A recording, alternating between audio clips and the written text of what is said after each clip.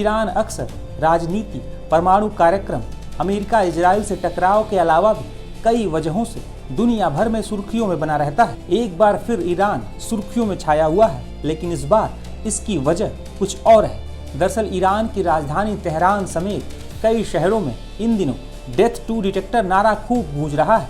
प्रदर्शनकारी ईरान के supreme leader Ayatollah Ali Khamenei के खिलाफ भी जमकर नारे लगा रहे हैं।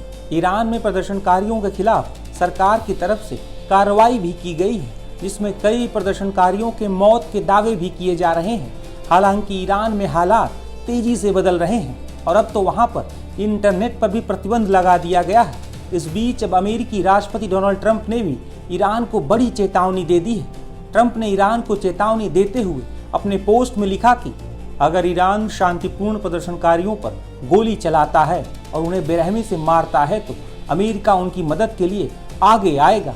हम वहां जाने के लिए पूरी तरह से तैयार हैं। अमेरिकी राष्ट्रपति ट्रंप की चेतावनी के बाद ईरान की तरफ से भी इसका जवाब दिया गया है। अयातुल्ला अली खामनेई के सलाहकार अली लारिजानी ने सोशल मीडिया प्लेटफॉर्म एक्स पर पोस्ट करते हुए लिखा कि इजरायली अधिकारियों और डोनाल्ड ट्रंप के बयानों से ये साफ है कि पर्दे के पीछे क्या चल रहा था।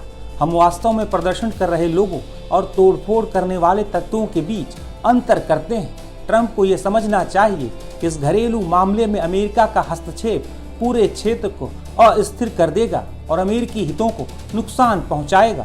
दरअसल सबसे पहले ये प्रदर्शन ईरान की राजधानी तेहरान से शुरू हुआ था, जहां एक बाजार में स्थानीय दुकानदारों ने ईरानी रियाल की भारी गिरावट और आसमान छूती कीमतों के विरोध में अपनी दुकानें बंद कर दी और प्रदर्शन करने लगे। देखते ही देखते ये प्रदर्शन ईरान के 20 से ज्यादा प्रांतों में फैल गया और लोग सड़कों पर उतरकर प्रदर्शन और नारेबाजी कर रहे हैं। ईरान के असादाबाद, नाहवंद और हमादान जैसे शहरों में प्रदर्शनकारियों और सुरक्षा बलों के बीच झड़पें की खबर भी सामने आई है। ईरान इन प्रदर्शनों के पीछे विदेशी साजिश यानी अमेरिका और इजराइल का हाथ बता रहा है। दरअसल कुछ दुकानदारों के द्वारा शुरू हुए इस प्रदर्शन में अब ईरान के युवा भी बड़ी संख्या में शामिल हो गए हैं। तेहरान में कई विश्वविद्यालय और शिक्षण संस्थानों के छात्र भी इस विरोध प्रदर्शन में शामिल हो गए हैं। तेहरान की सड़कों पर अब डरो मत, हम सब साथ हैं के नारे गूंज रहे हैं। प्रदर्शनकारी इस दौरान ये आरोप भी लगा रहे हैं कि ईरानी सरकार देश के पैसे को क्षेत्रीय संघर्षों और विदेशी समूहों की मदद में बर्बाद कर रही है, जबकि ईरान की जनता दाने दाने को मोहताज हो गई है। दरअसल ईरान पिछले कई वर्षों से आर्थिक संकट से जूझ रहा है। अमेरिकी प्रतिबंधों की वजह से ईरान की अर्थव्यवस्था पर काफी असर पड़ा है।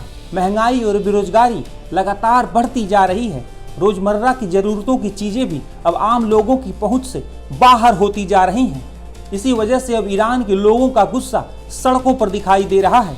साल 2022 में ईरान में कुछ इसी तरह हिजाब विरोधी प्रदर्शन भी हुए थे, लेकिन उसे ईरान की सरकार ने दबा दिया था। वहीं अब एक बार फिर आम लोगों का गुस्सा ईरानी शासन के खिलाफ भड़का हुआ है। दरअसल साल 1979 में ईरान में इस्लामिक क्रांति हुई थी। शाह मोहम्मद रजा पहलवी का ईरान में शासन था। हालांकि उनके निरंकुश शासन से ईरानी जनता में असंतोष फैलने लगा। इसी वजह से साल 1979 में ईरान में इस्लामिक क्रांति हुई और शाह मोहम्मद रजा पहलवी को देश छोड़कर भागना पड़ा और तब से लेकर आज तक ईरान इस्लामिक गणराज्य बना हुआ है। शुरुआती दौर में इसे शाह की तानाशाही के अंत और जनता की जीत के रूप में देखा गया। हालांकि धीरे धीरे ईरानी सत्ता धार्मिक प्रतिष्ठान और सुरक्षा तंत्र के हाथों में सिमटने लगी।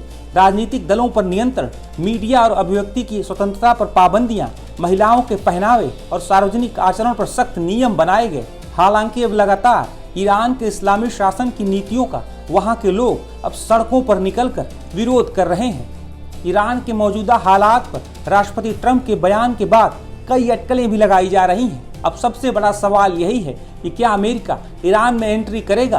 क्या अमेरिका के साथ साथ इजराइल की एंट्री भी ईरान में हो सकती है? और अगर ऐसा होता है तो अमेरिका इजराइल से ईरान का जोरदार टकराव हो सकता है।